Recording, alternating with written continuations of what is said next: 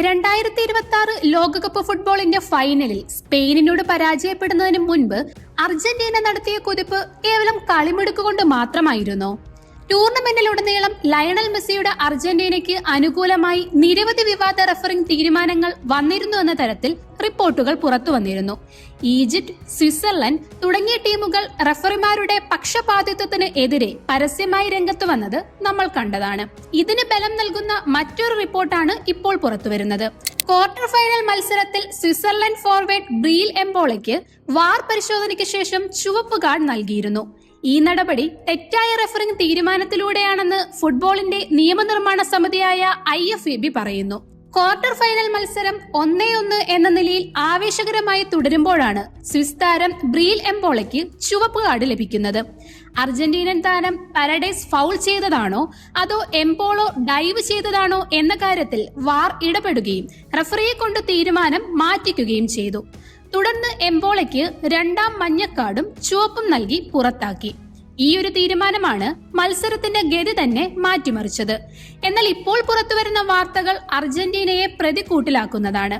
ഫുട്ബോളിന്റെ നിയമനിർമ്മാണ സമിതിയായ IFAB തന്നെ ഇപ്പോൾ വ്യക്തമാക്കുന്നത് എംബോളയെ പുറത്താക്കിയ നടപടി തെറ്റായ റഫറിംഗ് തീരുമാനമായിരുന്നു എന്നാണ്. IFABയുടെ മിസ്റ്റേക്കൺ ഐഡന്റിറ്റിയുമായി ബന്ധപ്പെട്ട നിയമമാണ് അവിടെ പ്രാവർത്തികമാക്കിയത്. റഫറിയെ വഞ്ചിക്കാൻ കളിക്കാരൻ ശ്രമിച്ചതായി കണ്ടെത്തിയാൽ മഞ്ഞക്കാർഡിലൂടെ മുന്നറിയിപ്പ് നൽകണം എന്നാണ് IFABയുടെ ലോ 12, അതായത് ഫൗളുകളും ദുരുപയോഗങ്ങളും സെക്ഷൻ 3-ൽ പറയുന്നത്. സ്പോർട്സ്മാൻ സ്പിരിറ്റിന് ചേരാത്ത വിധത്തിൽ കളിക്കളത്തിൽ അഭിനയിച്ച് റഫറിയെ തെറ്റിദ്ധരിപ്പിച്ചതാണ് എംബോളോ ചെയ്ത കുറ്റം. എന്നാൽ മിസ്റ്റേക്കൺ ഐഡന്റിറ്റി നിയമം അത്തരത്തിലല്ല ഉപയോഗിക്കേണ്ടത് എന്നാണ് IFAB പറയുന്നത്. നിലവിലെ നിയമപ്രകാരം മഞ്ഞക്കാർഡ് നൽകുന്ന കാര്യത്തിൽ തെറ്റായ താരത്തിന് കാർഡ് നൽകുന്ന സാഹചര്യത്തിൽ മാത്രമേ വാർ ഇടപെടാൻ പാടുള്ളൂ. ഒരു ഫൗൾ വീണ്ടും പരിശോധിക്കാനോ പുതിയതായി മഞ്ഞക്കാർഡ് നൽകാനോ വാർ ഉപയോഗിക്കുന്നത് നിയമവിരുദ്ധമാണ്. അതായത് അർജന്റീനയെ സഹായിക്കാൻ റഫറിമാർ വാർ പ്രോട്ടോകോൾ തെറ്റായി വിനിയോഗിച്ചു എന്ന് വേണം ചുരുക്കം.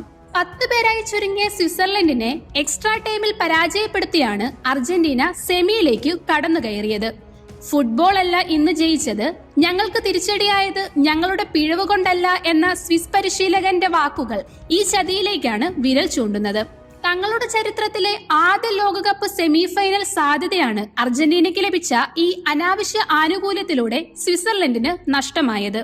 ഫിഫയിൽ നിന്നും റഫറിമാരിൽ നിന്നും അർജന്റീനയ്ക്ക് പ്രത്യേക പരിഗണന ലഭിക്കുന്നുവെന്ന ആരോപണങ്ങൾക്ക് ഈ സ്വിസ് സംഭവം വലിയ തെളിവായി മാറിയിരിക്കുന്നു. സ്പെയിനിനോട് ഫൈനലിൽ തോൽക്കുന്നതിന് മുൻപുള്ള അർജന്റീനയുടെ എല്ലാ വിജയങ്ങളും ഇത്തരം റഫറിംഗ് സഹായങ്ങളുടെ തണലിലായിരുന്നോ എന്ന ചോദ്യമാണ് ഇപ്പോൾ ഫുട്ബോൾ ലോകത്ത് ഉയരുന്നത്.